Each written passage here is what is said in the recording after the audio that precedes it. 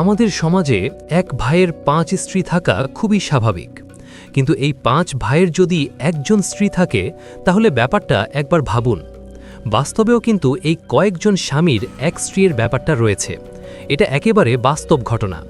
ভারতে টোটা নামে এক উপজাতি রয়েছে যাদের মেয়েরা একের অধিক স্বামীর সাথে একই ঘরে একসাথে বসবাস করে।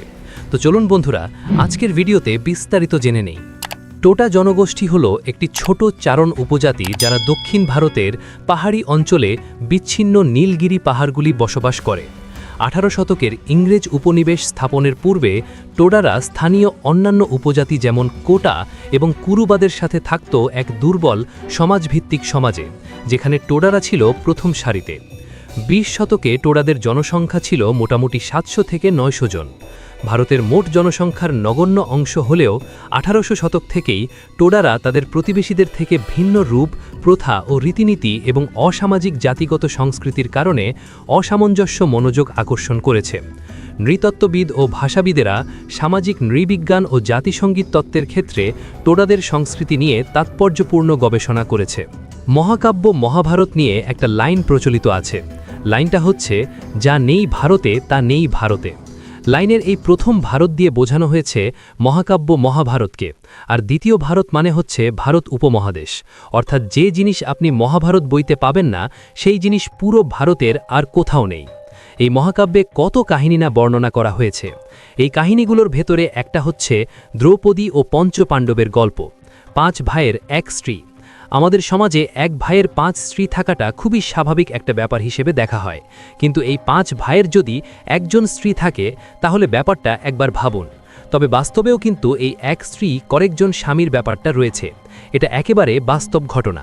ভারতে টোটা নামে এক উপজাতি রয়েছে যাদের মেয়েরা একের অধিক স্বামীর সাথে একই ঘরে একসাথে বসবাস করে। টোডা উপজাতির বসবাস দক্ষিণ ভারতে নীলগিরি পাহাড়ে। ইংরেজ উপনিবেশ স্থাপনের আগে টোডা উপজাতি ভারতীয় অন্যান্য উপজাতিদের মতোই পাহাড়ের নানান উপত্যকায় বসবাস করত। উপজাতি হিসেবে টোডা জাতি ক্ষুদ্র এবং স্বনির্ভর। পূর্বে টোডা উপজাতিদের একমাত্র পেশা ছিল পশুপালন ও দুধ উৎপাদন। তবে ইংরেজ শাসন শুরুর পর থেকে এরা পশুপালন ছাড়াও আরও অন্যান্য পেশায় জড়িয়ে পড়ে। তাদের অর্থনীতি মূলত চারণভূমি ভিত্তিক এবং মহিষ নির্ভর। তাদের আয়ের প্রথম উৎস মহিষের দুধ ও মাংস। এরা মহিষের গাড়িতে করে গ্রাম ভর্তি মহিষের দুধ পার্শ্ববর্তী হিন্দু ও নানান সম্প্রদায়ের কাছে বিক্রি করে। ডোডারা এদের পার্শ্ববর্তী সম্প্রদায় কৃষিজীবী আদিবাসী বাগাধাদেরকে দুধ এবং মহিষের মাংসের বিনিময়ে কৃষিপণ্য নিত। আবার বাগাধারা মাটির পাত্র, লোহার বাসনসহ নানান দরকারি জিনিস টোডাদের কাছে দুধ এবং মাংস দিয়ে বিনিময় করত। ইরুল নামক আরেক আদিবাসীদের কাছ থেকে তারা একইভাবে বনজ জিনিসপত্র বিনিময় করত। প্রাচীনকালে এভাবেই টোডারা তাদের অর্থনীতি শিখিয়ে রাখত। টোডা সমাজে প্রতিটি মহিলা মহিষের নাম দেওয়ার রীতি প্রচলিত আছে। এছাড়া প্রতিটি মহিষের বংশলিকা সংরক্ষণ করা হয়, তবে পুরুষ মহিষদের কোনো নাম দেয়া হয় না।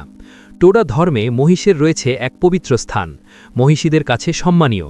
এরা নিজেদেরকে মহিষের সন্তান বলে মনে করে। ধর্মীয় এবং অন্ত্যেষ্টিক্রিয়ায় মহিষের প্রশংসায় কাব্যগান গাওয়ার রীতি রয়েছে টোডা সমাজে।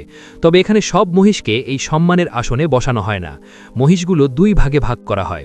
এক হচ্ছে সাধারণ মহিষ এবং অন্য দলে আছে পবিত্র মহিষ। সাধারণত স্ত্রী মহিষ এবং প্রজনন ক্ষমতা সম্পন্ন পুরুষ মহিষগুলোকে পবিত্র মহিষ হিসেবে বিবেচনা করা হয়, আর বাকি দলে পড়ে সাধারণ মহিষ। পবিত্র মহিষগুলোর থাকা, খাওয়ার, লালন পালন সব বিশেষভাবে করা হয়। সাধারণ মহিষগুলোকে পাহাড়ে ছেড়ে দেয়া হয়। এরা নিজেরাই ঘুরে বেড়িয়ে খাওয়া দাওয়া করে সন্ধ্যায় ফিরে আসে। এক ইংরেজ পরিচালিত আদমশুমারি থেকে জানা যায় যে 1901 সালে টোডা উপজাতিদের মোট জনসংখ্যা ছিল 807 জন। অন্যদিকে 2000 সালে তা বেড়ে দাঁড়ায় 1700 জনে। প্রাচীনকালে টোডা সম্প্রদায়ের মাঝে এক ভয়ঙ্কর রীতি প্রচলিত ছিল। সেই সময় কোনো কন্যা সন্তান জন্ম নিলে তাকে মাটিতে পুঁতে ফেলা হতো। এভাবে মেয়ে শিশু হত্যার কারণে তাদের গোত্রের ভেতরে নারীদের সংখ্যা আশঙ্কাজনকভাবে কমে যায়। এখন অবশ্য এই প্রথা আর পালিত হয় না। এখন যে একজন নারী একাধিক পুরুষের সাথে বিয়ে করে, সেটার আদি উৎস এই মেয়ে শিশু হত্যার ভেতরেই নিহিত রয়েছে বলে অনেকে মনে করেন। কোনো পরিবারে একাধিক ভাই থাকলে তাদের সবার বিয়ে একজন মেয়ের সাথে হয় এবং একজন স্ত্রী নিয়ে ভাইদের ভেতরে কোনো মনোমালিন্য হয় না। এছাড়া একজন নারী একই পরিবারের বাইরে একই গোত্রের কিংবা অন্য গ্রামের পুরুষের সাথেও বিয়ে করতে পারে। একজন নারী সর্বোচ্চ 7 জন পুরুষকে বিয়ে করতে পারে। 19বিংশ শতকের শুরু থেকেই টোডা সমাজ এবং তাদের সংস্কৃতির উপর আন্তর্জাতিক আলোকপাত শুরু হয়। ইউনেস্কো টোডা উপজাতি এবং তাদের বসবাসের নীলগিরি পাহাড় এলাকাকে বিশ্ব ঐতিহ্যের অংশ হিসেবে ঘোষণা দিয়েছে।